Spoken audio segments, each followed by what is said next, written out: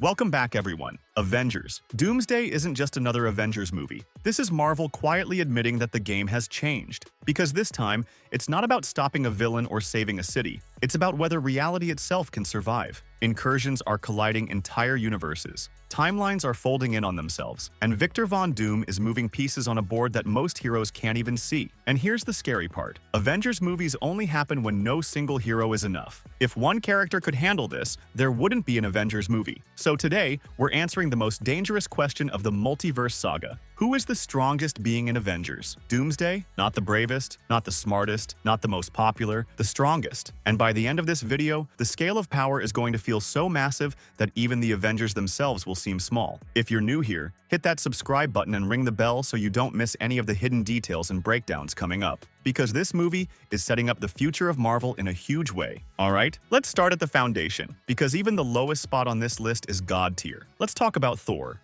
Thor has been in the MCU since Phase 1, and ironically, that's why people underestimate him. We've watched him lose his family, lose Asgard, lose his hammer, lose his confidence, and somewhere along the way, people forgot what Thor actually is. Thor isn't just a superhero, he's a war god with thousands of years of battlefield experience. Long before the Avengers ever assembled, Thor was already legendary. As the protector of the 9 realms, he spent his youth fighting and winning thousands of wars. Entire realms fell because Thor showed up. And one of the most telling moments of his power comes from Jotunheim. Thor didn't sneak in, he didn't strategize. He walked straight into their realm, defeated their strongest warriors, mocked their king Laufey to his face, and survived. Think about that for a second. Most characters wouldn't last 10 seconds in that situation. Now let's talk durability, because this is where Thor quietly separates himself from almost everyone. In the first Avengers movie, Hulk falls from a massive height and is knocked unconscious for hours. Thor falls from the exact same height and gets up immediately. No delay, no confusion. He's ready to fight again. That single moment tells you everything about Thor's physical limits. And then there's The Dark World, a movie people often dismiss,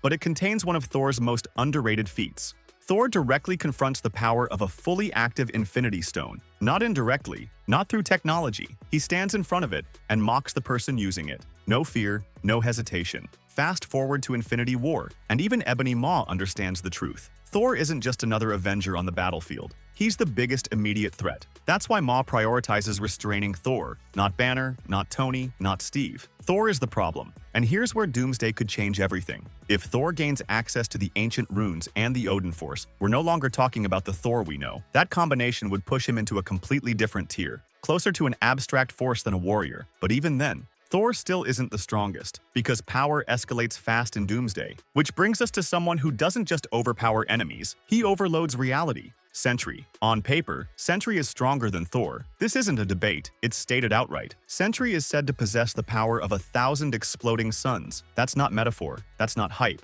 that's his baseline. But here's what makes Sentry terrifying. It's not just how strong he is, it's how unstable he is. Sentry is a mental breakdown wrapped in infinite power. He's unpredictable, unreliable, dangerous even to the people trying to help him. Once Sentry loses control, he doesn't need an enemy. Destruction just happens. And this is where Doomsday gets terrifying. Because incursions aren't clean, they're chaotic. Universes crash into each other without warning, and Sentry fits perfectly into that chaos. In Avengers Doomsday, Sentry is expected to fill a massive power vacuum, the kind created when realities start collapsing. And when Sentry snaps, it's not cities that fall, it's entire universes. But here's the twist. Raw power doesn't win Doomsday, because Doomsday isn't about who hits hardest. It's about who adapts fastest, and no one adapts like Victor Von Doom. Victor Von Doom isn't just powerful, he's prepared. He rivals Reed Richards in intelligence. He rivals the greatest sorcerers in magical knowledge. And unlike most villains, Doom doesn't rely on one skill set. He masters everything. Science, magic, strategy, manipulation.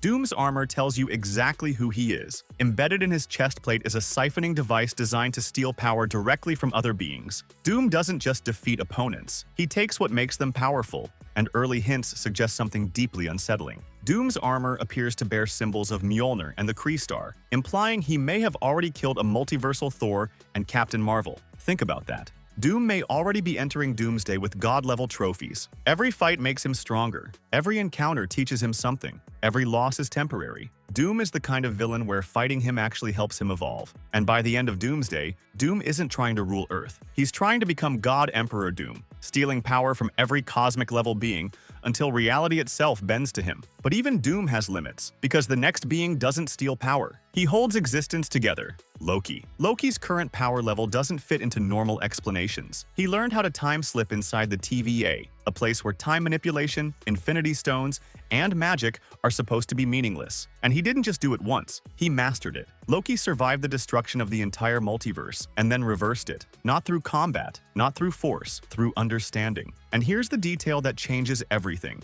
As Loki walked toward the time loom, chronal radiation aged him exponentially. He didn't just gain power, he gained billions of years of experience. That kind of existence changes you. Loki can't be erased. He can't be removed from the timeline. He isn't alive in the traditional sense anymore. He's a constant. Reality continues because Loki exists. At this point, we're no longer talking about heroes. We're talking about pillars of existence. And yet, even Loki isn't the strongest because the final spot belongs to someone who doesn't protect reality. He creates it. Franklin Richards. For comic readers, this isn't shocking. It's inevitable. Franklin Richards is the absolute peak of power. In Secret Wars, Victor Von Doom stole the power of the Beyonders, beings beyond multiversal comprehension. And even then, Doom was only as powerful as Franklin is at his base level. That's insane. When Secret Wars ended, it wasn't Doom who rebuilt reality, it was Franklin. He created the next multiverse. Even as a baby, Franklin possessed the power to replace Galactus and rewrite the very concept of death itself. He exists above primordial cosmic entities